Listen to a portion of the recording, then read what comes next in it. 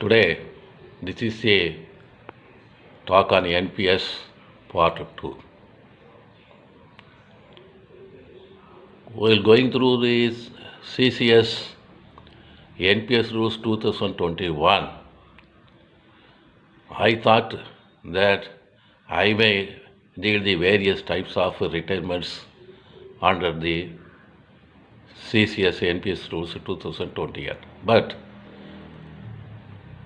on close scrutiny of the conditions and items in respect of various types of retirements, I felt that without knowing Pension Fund Regulatory and Development Authority exits on the withdrawals under NPS Regulation 2015, it is not fair on my part to discuss those items fully to my satisfaction. Hence, today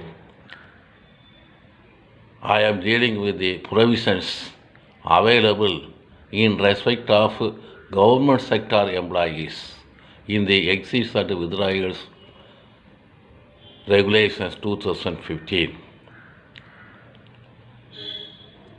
Under this, for government employees, three types of retirement are discussed. One, superannuation.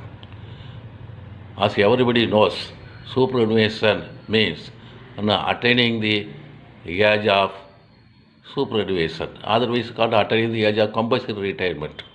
But it is called superannuation. On superannuation, under this national pension system, and this Bermuda exits and withdrawal under NPS Regulation 2015 provides that at the time of retirement under superannuation, the subscriber can get 60% of the pension wealth in cash. The remaining 40% he has to invest for purchase of annuity from employed annuity service provider for his future pension. But if the total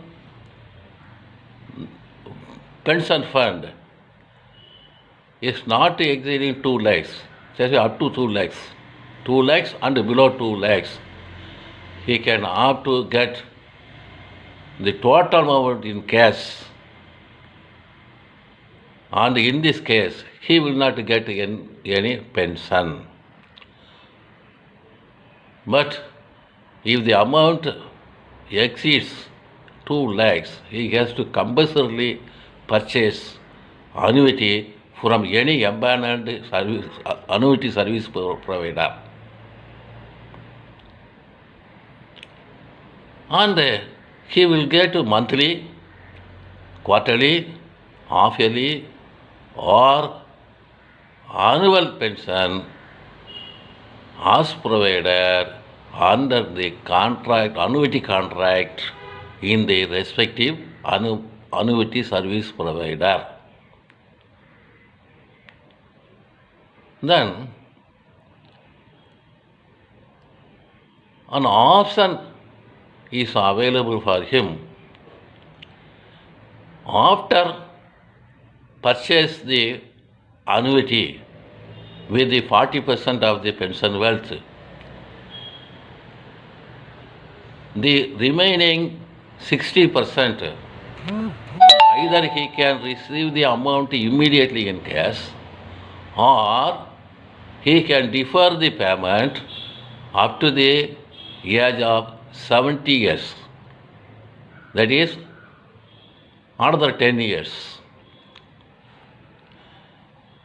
The another one option is, after getting the 60% of the amount in cash immediately, he can defer the purchase of annuity for 3 years.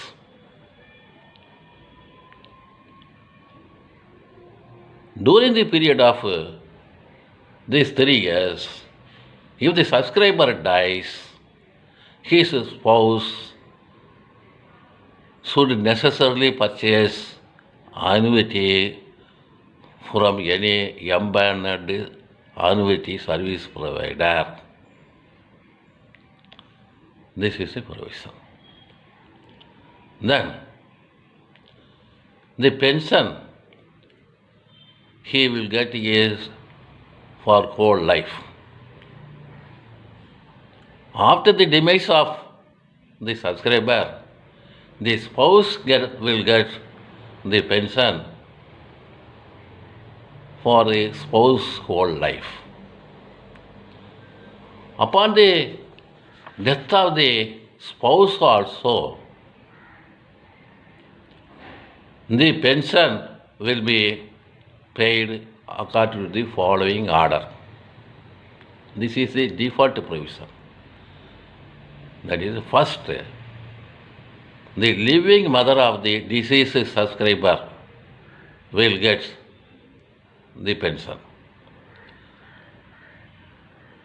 After her death, the living father of the deceased subscriber. Once this part is over, after the demise of these persons, the children of the deceased subscriber will get the pension. If there is no children, if there is no child, or after the death of the children, the legal heirs will get the pension from the annuity. This is the provisions available for superannuated pension. As I told you, at the time of retirement, the subscriber has the option to defer either payment, either 60% payment or annuity for some years. That is, payment for 10 years, annuity for 3 years. During this period, he has to pay the service charges for the intermediary or any entity authorized for this purpose by the authority for maintenance of his account. Then comes the second item, voluntary retirement. I want to tell one thing. We should not confuse with this voluntary retirement and voluntary retirement available under CCS Pension Rules 1972 or under FR 56. We should not confuse with both. This is a different one. It is presumed that this voluntary retirement is not linking with the 20 years of service or 20 years of qualifying service or any other rule under FR 56 or otherwise. This is a separate one. In this case, the subscriber should purchase annuity for 80% of the pension wealth, and he can get only 20% in cash. Here also, he has the option to continue his contribution, his own contribution, up to 60 years or 70 years of age, as he wishes, for which he has to pay the service maintenance charges for the intermediary or other entity as approved by the authority.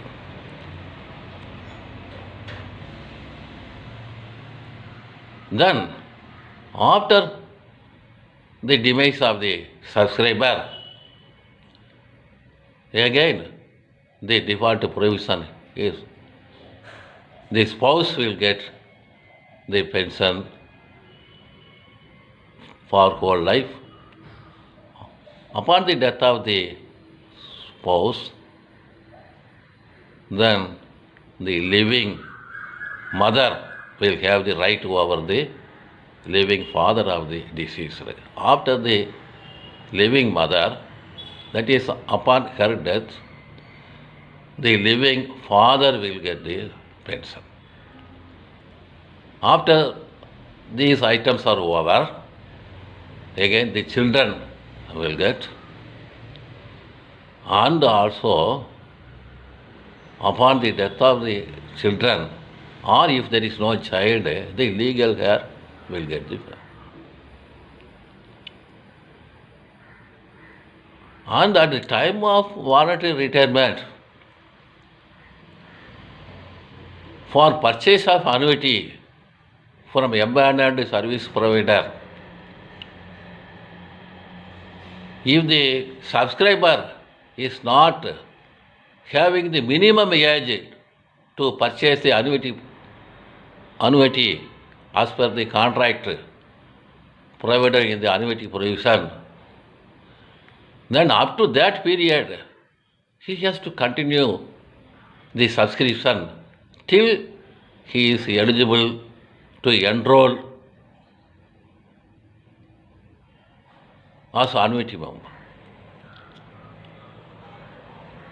And this is the provision for this voluntary retirement.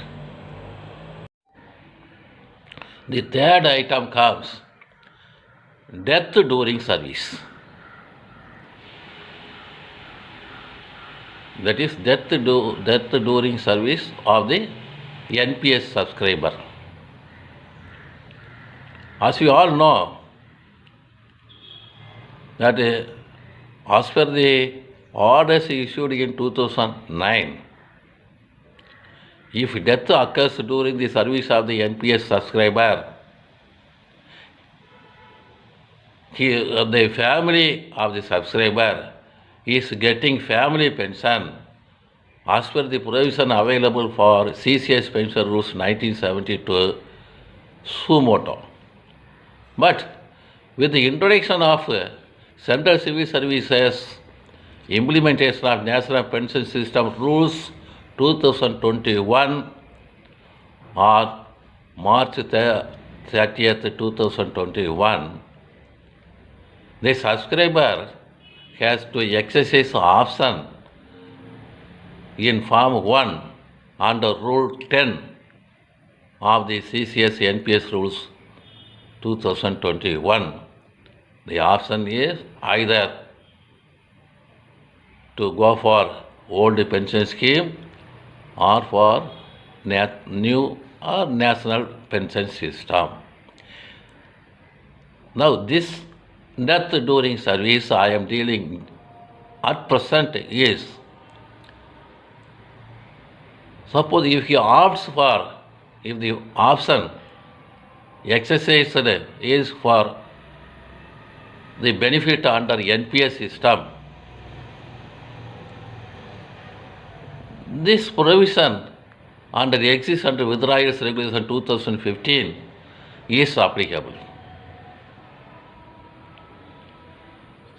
Then, on death during the service, the nominee or nominees or legal heirs will get the 20% of the amount in cash.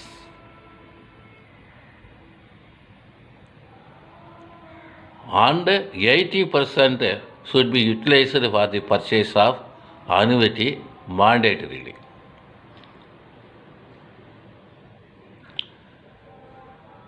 Suppose the whole amount is 2 lakhs or less than 2 lakhs, the nominee or nominees or legal heir may withdraw the entire pension wealth amount, and in this case none will get any pension, any family pension or whatsoever it means. If it exceeds 1 lakh, after receiving the 20% of the amount in cash, the remaining amount utilized for purchase of annuity from the annuity service provider in the empaneled register. The nominee or nominees, in exclusion of others, will receive the amount, not the point, will receive the entire amount or receive the pension.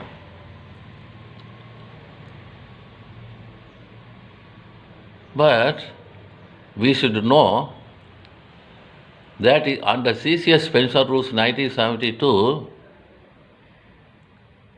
for family pension, the question of nomination does not arise. There is a specific order who will get the pension, who will get next. But under the NPS system, for death during service, there is a provision of nomination. If no nomination